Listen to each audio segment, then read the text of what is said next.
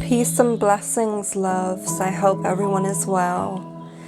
So I just wanted to come on here and do a quick video on healing your inner child. My name is Chelsea, also known as Luna from lunahealings.com. You can book a reading or a personal healing session with me. I also do inner child healing sessions too. So, if you do find that this is helpful at all, or this resonates or anything like that, then please do like, share, comment and subscribe. It's greatly appreciated and helps my work tremendously.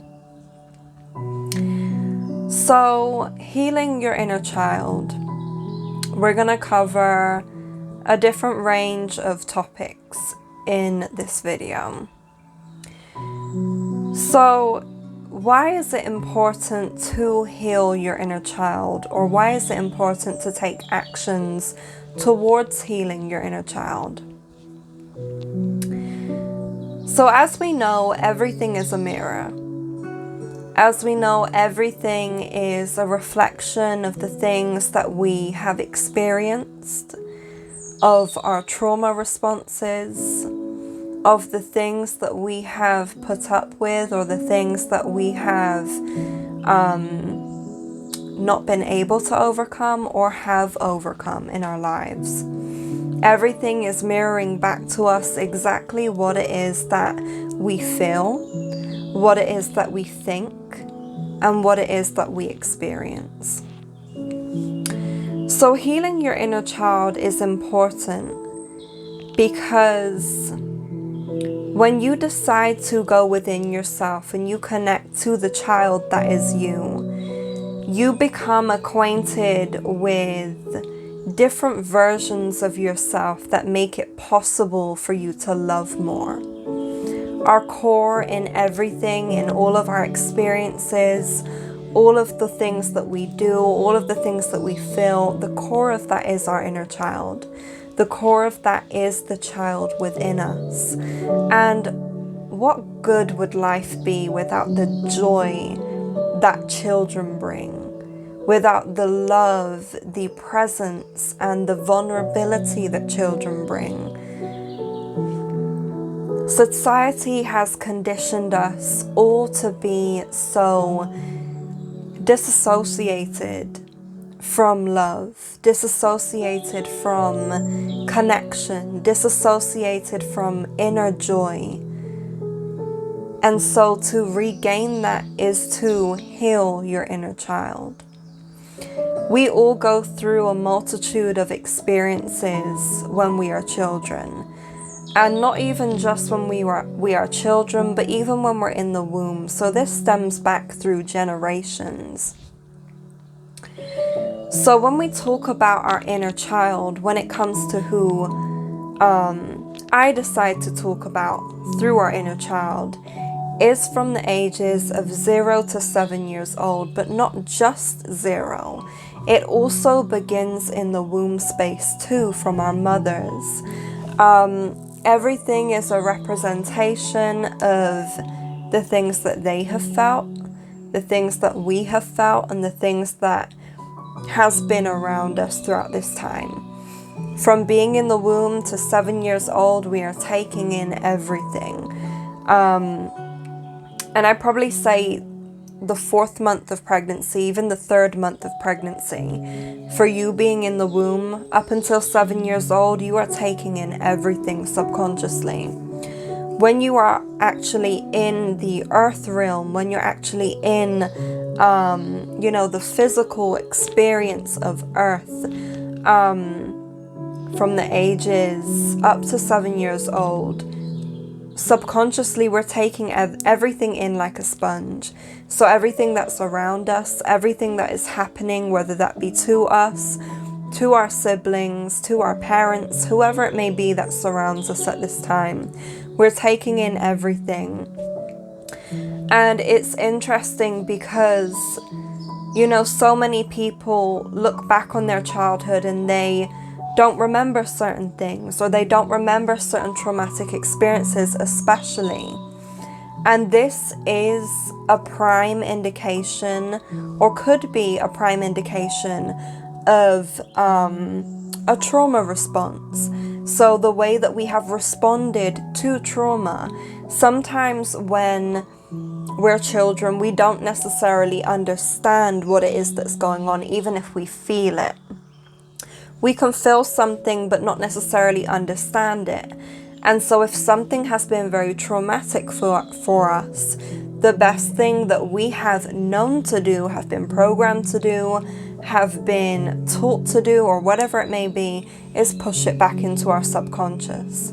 So when we push it back into our subconscious, we usually find that when we grow older, we become reacquainted with the things that have triggered us and has caused trauma in our lives when we were younger. And like I said, everything is a reflection, everything is a mirror. And if this is the case, then of course we're going to experience the things that are felt internally that we haven't necessarily dealt with or been able to register or understand for ourselves. And that is why it's important for us to take a step back, or take a step into ourselves, should I say, and really get reacquainted and reconnected with our inner child. Our body in total is a huge conduit of energy. It's a huge ball of energy that takes in everything. And when trauma has occurred and we haven't been able to process it, or haven't been able to find certain healthy coping mechanisms towards understanding or towards processing these traumas, this can result in disease. This can result in illnesses, mentally, physically, emotionally, energetically. It can result in different experiences or the same experiences being continued in our lives. So that's why it's important to address that trauma. Now, not everything is, of course, because of this trauma. Not everything is because of this trauma. Sometimes it's the actions that we have decided to take within ourselves, so don't get confused about that. Of course, a lot of things are learned, a lot of things, are taught to us, but there comes a point where you have to realize that your own free will plays an impact and plays a part too. So this is why I say to people, it's the most advantageous thing and the most beneficial thing to do to reconnect and heal your inner child. And the first step is talking about it. The first step is, having that one-to-one conversation with someone, whether that be yourself, whether that be a trusted friend, a therapist, a loved one, whoever it may be, someone that you trust, someone that you can really be vulnerable with, and really opening up about these wounds and really addressing these wounds, because they're all a part of our own individual experience. And when we decide to open up about our wounds, things start coming back to us. Things that we thought that we had forgotten, or things that we have been storing in our body, storing these stagnant emotions in our body. When we decide to really, speak about these things, it starts flooding back, and it can be difficult. It can be very difficult, and that's why I say find someone trustworthy. Find someone that you can really, really, say that you trust wholeheartedly and completely. And that's why I say sometimes it is best to talk to yourself about it. Other times it's great to talk to a professional. So if you can, find someone that resonates with you, that resonates with your energy, that you have a good presence about, or you have a good feeling about, and allow them to help you. So it's important to, reconnect with your inner child, not only because of your, physical health, your emotional health, mental health, and whatever else. It's also important if you want to create. If you want to, create different things, or you want to Bring other things into the world. Bring abundance into the world with ease. Bring your manifestations into the world with ease also. Now, I'm not saying that everything's going to be a complete, free flow ride. Everything's going to come to you easily, but it's putting that structure in place, or not even structure, but your creative flow in place in order for things to flow into you and for you to be openly receiving of them instead of being fearful of them. Sometimes we have trauma responses in relation to receiving things, and so this inevitably blocks our manifestations. So it's healing that side of ourselves too. It's also about having fun. Life is about having fun. Life is about joy. Life is about happiness and love and just joy, pure joy, innocence, vulnerability, love, all of these different things. It's about joy. And when we are stripped from our own sense of joy, we are stripped from life. And it's about refinding that inner joy and re-embracing that inner joy and bringing it back up to the surface so that we can finally embrace our inner child and be at one with our inner child. It's so important. And for those of you that want to develop more of a connection to yourself, more of a connection to spirit, more of a connection to your guides, your ancestors, your angels, to God, whoever it may be, this is the part of yourself that you need to also address to. Because your inner child is you. It's you in total. It's you in total. And in order for you to connect with yourself further, or your spirit guides further, or your ancestors, or whoever it may be further, you have to open up the side of yourself that is vulnerable. You have to open up the side of yourself that is basked in love and joy. Because that is our receiving side. That is the receiving part of ourselves. It's also, our giving self as well, but it's definitely our receiving self. It's our awareness in terms of our creation, imagination, and things like that.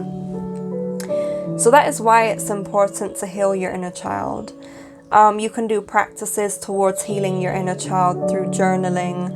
I love to give people insight into writing a letter to your inner child, discussing with them all of the things that they would like to hear from an adult, from your older self, from the mother figure or the father figure that you did not have when you were younger, or the caretaker that you did not have when you were young. It's important to write these letters to ourselves to address inner hurt and address inner child feelings. And by reparenting yourself, you give yourself an opportunity to feel all of the things and hear all of the things that you would have wanted to when you were younger. And a lot of the time, even me myself, I've had to come to certain realizations with parents, with family, with friends, whoever it may be, because everyone's teaching us. No one's perfect. And when you realize that, the people around us are dealing with their own struggles, their own troubles, their own wounds, their own ways of being, their own traumatic experiences, you become more compassionate. And it's not to say that you need to forgive anyone, or you need to accept them back into your life, or you need to completely dismiss how they have treated you or anything like that. But it's about having more compassion, more love, more understanding for yourself. Not just for another person, but for yourself, so that you can let go of the wounds, that you can clear the wounds that hold heavy energy on your heart. When you walk around with hatred, when you walk around with jealousy, anger, and resentment, what does that do besides disconnect you more from yourself and disconnect you more from the eternal source that is love. So think about that. And I'm not saying that anger or resentment or anything like that is bad. It teaches us something very valuable in the lessons of life. But what I'm saying is that when you decide to transmute these energies that are not working for you, that are not being of service to you anymore, when you decide to transmute that energy and bring it back to love and compassion, your potential climbs. Your potential in this world, in your being, in your own existence, in your own, whatever it may be, in your own world, it climbs. And you're choosing to do the work that other people are afraid to do, or that other people do not have the tools or the awareness or the skills to utilize. And you can then become a teacher for other people too, which is beautiful within itself. So think about that. Those are just some of the things that you can do. Those are just some of the things that, we really need to look into when it comes to healing our inner child and why it's important and what we can do to overcome certain wounds and certain things that have happened through traumatic experiences in our lives. I hope you guys enjoyed. Like I said, if you guys would like to book an inner child healing session with me, please feel free to do so. We can talk through, and I can encourage you to be as joyful and as vulnerable as possible. Thank you so much. It's truly been a pleasure. Please like, share, and comment and subscribe. Thank you so much.